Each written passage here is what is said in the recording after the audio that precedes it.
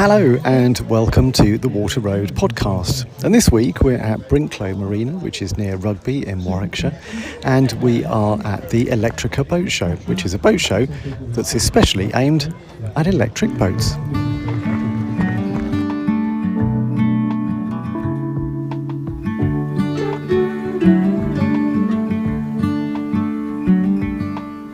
The Electrika show is now in its second year and was quite a bit bigger this time. It was started by some owners of a hybrid electric boat and the company that built it, Auto Marine. So in this episode we'll find out how the show came about. 5 years ago when Old Nick was launched, there was very little information about. We're very keen that we would put out there information that other owners could at least look at. Even if they didn't take the advice we gave, they could have something to compare against. We'll hear how green electric boating can be. They have induction hobs, freezers, washing machines, kettles, everything you could possibly want on their boat, plus their propulsion is all being provided by their solar array on the roof of their boat. And we'll discover what it's like living on an electric boat. Being able to just pull away from your mooring, not disturb anybody, just hear the birds and the ripple of the water on the boat, and it's just so peaceful. It's the only way to really appreciate the beauty of the canal system.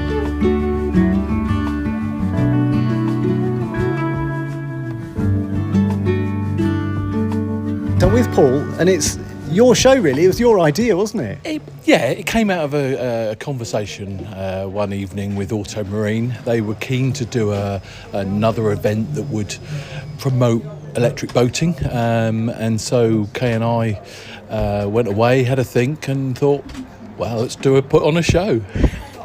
So your experience is as an electric boat owner?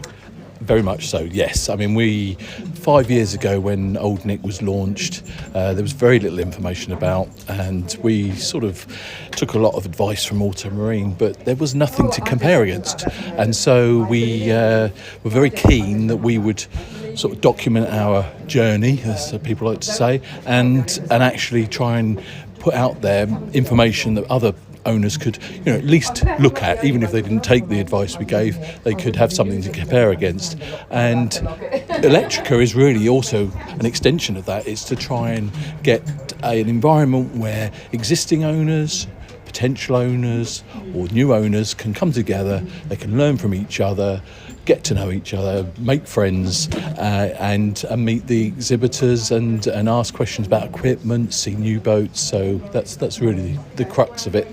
So as someone who lives on an electric boat, what are the big advantages for you? It's just like being at home. We've got electric hob, we've got microwaves, we've got washing machines. So by having an electric narrowboat, it's designed to have a lot of power on board. And so, you don't have to at night dim all the lights and be very careful of your power consumption. And then of course when you actually do use that power for propulsion, it's very quiet. You can hear the bird song, you just get that gentle clap of the water bubbling away from the propeller, and you don't get the diesel fumes and things. So from an experience of when you're actually cruising, it is really very different. It may not be to everyone's cup of tea, and there's people that love the diesel engines smell and the feel and the sound, but we absolutely love it now, having experienced silent boating. With Rob from Auto Marine, and you were one of the first boat building companies to say, look, we're just going to build hybrid electric boats. Yes, that's correct. What brought that on? Well, we felt that basically as the change in people's sort of views on the eco side of things and the emissions, we did feel that was the way the industry should be going. The Green Maritime Directive as well, coupled with that. We both bought recently an electric powered van and an electric powered car, and we wanted to transfer that concept to the narrowboats. So we did take the decision, I think 4 years ago now, not to build diesel-only boats.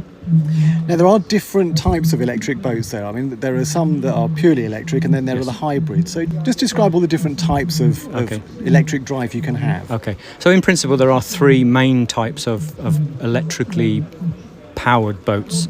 So you have an all-electric boat that has a form of battery, an electric motor, and that's it. Application would be something like a day trip boat where it could be charged overnight somewhere, so it doesn't need any kind of secondary energy to charge batteries. There is then a parallel hybrid, which gives the owner almost the best of both worlds. You've got a straight diesel boat that performs anywhere on the network as a normal diesel boat would, but then you can basically change over to an electric motor and get the benefits of silent cruising, early morning cruising, and etc. there.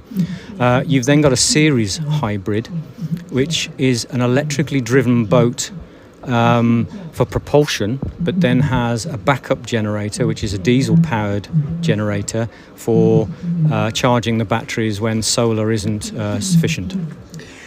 And is it a matter that one is better than the other, or is it just depending on how you're going to use it? Exactly that. We sit down with any potential customers and we go through some sort of expectation that they are looking for from their boat, the types of cruising they're going to do. Are they liveaboard? Are they continuous? Are they leisure cruisers?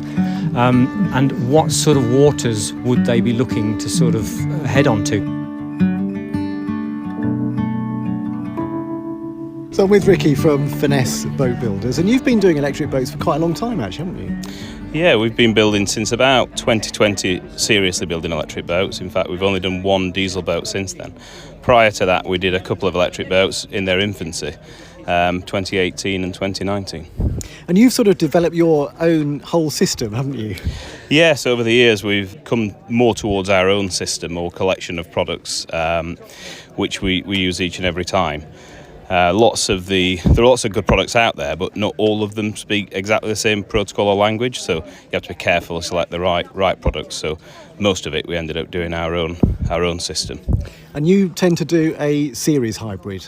Yes, actually we've never, as Finesse, done a parallel hybrid. It's always been a serial hybrid. That's the way we prefer, and what suits most of our customers the best. So why do you think that is what they want? You've got the automatic independency of the two systems. So some days you might run as an electric boat. We're out here in the sun now and we'd be cruising just off the solar. There'd be no reason to use the diesel motor or diesel engine at that point. But the single biggest point or biggest reason is you've got quiet running when you have got the generator on. So if you've got a diesel in a parallel hybrid sense, usually that's quite noisy when the diesel engine is on, or if you just need to make power on a dull day, whereas the generator's quite well acoustically silenced, so that ends up being our preference and seems to work best for us. So I'm with Nigel and Sue, isn't it? Yeah. From Yes. Narrowboat Tethys, and people might have seen you on Narrow Escapes on Channel 4. And Well, you're yes, we were really there just handling sheepums. Sheepums is your mascot. Yes, he is. He's a wonderful little mascot who has such a big ego now. Yeah, he insisted on staying in the boat this afternoon though, so it's too hot to be out. Much too hot for a sheep. Yes, especially with a woolly coat. But your boat is electric, so how do you get on living with an electric boat? The thing we like most about living on an electric boat is wake up in the morning, getting up early, because we're early risers, being able to just pull away from your mooring, not disturb anybody, just hear the birds and the ripple of the water on the boat, and it's just so peaceful. It's the only way to really appreciate the beauty of the canal system. I recently got into a conversation online with someone who was loving the sound of a diesel motor, and it was to do with the Electrika show and how they don't want an electric boat because they love the diesel motor. And I said, yes, but you can't hear the birds the way you can when it's just completely silent and you're cruising down the canal. Yeah, I love hearing the classic diesel engines go by. I just don't want to live with one every day. So I can appreciate them going past, but we can just cruise silently along. It's just... And you can also hear what people are saying on the towpath. Oh, well, yes, people forget that. Sometimes we forget people can hear us just as easily. And what about generating the power and everything that you need? Do you find that a problem, or is it just one of those things? It is entirely dependent on the boat you have and who makes it and how well they configure the system. And that's one of the things we've learned over the last 2 years, is that there are so many different electric boats out there, and some builders really know what they're doing and they've done all the research and I mean, Order Marine's a classic one. And you can tell they know they've looked at it, and they've got boats out there and they've looked at the data. And there are other builders are kind of winging it and learning as they go. And so it really, the efficiency on any given boat is really depends on who built it. And so the message from that would be do your research before jumping in. Oh, absolutely. Yes. Absolutely. Absolutely. Do your due diligence and make sure you talk to owners of an electric boat right now, of builders you're considering, so that you can understand a bit more about the boat and how it works. And we've recently done some changes to our boat that made it markedly different from when it first launched, because we changed the prop size on the boat. And just by going up in prop size, it's changed how quiet the boat is, how fast it accelerates and decelerates. And so it's really changed the dynamics of the boat significantly. Bill Earl off Narrowboat Electric Dragon. So you've had an electric boat for quite a while now, haven't you? Just 2 years, yeah. And how are you finding it? Nice and quiet. That's the thing. I mean, we have a generator on board. We don't live on the boat, so we don't go by the sun like some liveaboards would only go as far as they can get on solar. We do run our generator, but what we find is we can run the generator for 2 or 3 hours a day and get a whole day's cruising plus your overnight domestic power off 2 or 3 hours of the generator. Do you find you have to boat in a different way when you've got an electric boat rather than diesel? It encourages you to go more slowly because you can see the power you're using. So if you're going along at 1.5 kilowatts is about 500 revs, you're probably doing 2.5 miles an hour. To get that to go up to 3 miles an hour, you've probably got to use 3 kilowatts of energy. So it encourages you to go more slowly, which is what the canals are all about anyway. So you were saying that you run the generator a bit every day. Is that green enough, do you think? Well, it's a lot greener than running a diesel engine. So I think in 2 years, we've topped our tank up 3 times, and it's been roughly half empty each time. So we've used maybe 300 litres of diesel in 2 years. Had 3 good talks this morning, got 2 more this afternoon, and Caroline Badger from Autumn Marine will be kicking us off with how green is electric boating. Over to you, Caroline. Thank you.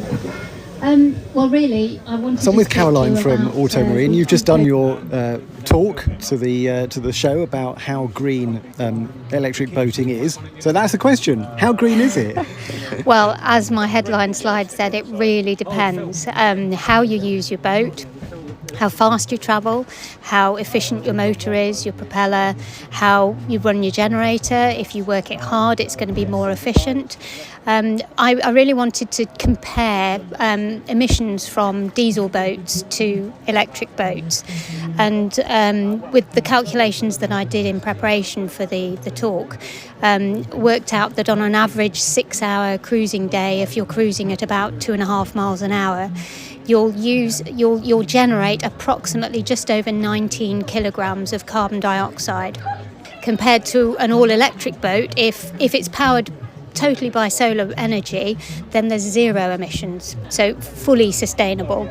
If you are plugging into shore power and you're using the UK grid average for carbon emissions from electric provided by the grid, that equates to 2.4 kilograms of carbon dioxide over the same 6-hour day. So you're making a massive change if you are able to go electric. I mean, that is a big percentage reduction, isn't it? Yeah, absolutely. And if you can get away without running your diesel generator, then obviously it's 100% sustainably sourced to power your boat. And we do have boats that have run since April without starting their generator. One boat, it actually started the generator because we actually said you really should run your generator just so that it's being turned over and it's better for the engine's maintenance. But effectively they wouldn't have started it, and they're cooking as normal. They're heating their water, so they have induction hobs, freezers, washing machines, kettles, everything you could possibly want on their boat, and it's all and plus their propulsion is all being provided by their solar array on the roof of their boat. So I'm with Matthew Simmons, the head of boating at CRT, and obviously electric boats is a big thing at the moment. We're here at the Electrika show. Charging is a big thing for electric boats. Is there a strategy for CRT to expand electric charging? So we have been supporting the installation of electric charging points in certain places, but the pure cost of doing a whole network of electric charging is well beyond our means. So where we've been able to put charging points in, that's normally been in partnership with local councils, with developers, with government funding. So we have some sites in London, we have some in Oxford and a few other places. So it's very much been a piecemeal approach when funding's been available at the moment.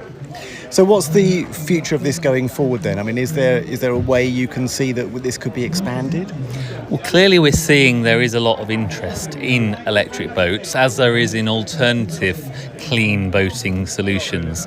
But what we don't have at the moment is a clear sense of how big that's going to go and how quickly that's going to go. And I think what we're all looking for is some more support for the inland maritime sector from government to help transition to cleaner boating, because if it's reliant on organisations like the Canal and River Trust and other boaters and mariners, then it's going to be a very slow process to get a green power network in across the whole of our canals. I'm Ewan Harris. I'm the Head of Environment and Climate Action at the Canal and River Trust. So we're here at the Electrika boat show. Obviously, electric boats must be an important part of making the canals net zero. Yes, they're a very important part of the whole country really achieving net zero by 2050, which is the current aspirations for the country. But what else is the CRT doing to try and reach that goal? So one of the things that we're doing at the moment is we're looking at our own operations, which is the operations, the carbon emissions associated with running the canals itself, how we maintain them, how we pump water around, how we attend to different things. So it's about how we use our vehicle fleet and everything else like that. So that's one of the key things that we're looking at the moment. And why are you here today? Is it a sort of learning process for you? Yes, very much so for me today. There are lots and lots of different technologies here today. So there's solar, there's some hydrogen fuel cells, there's all sorts of different technologies that are there that could form part of the future. And it's, for me personally, it's trying to understand how those fit in the bigger picture, both for us as the Trust, but also for the people who use the canals and waterways. And with that glimpse into the possible future of boating, that's all for this episode of the Water Road podcast. Thank you to everyone at the Electrika show. The Water Road is produced and presented by me, Adam Porter.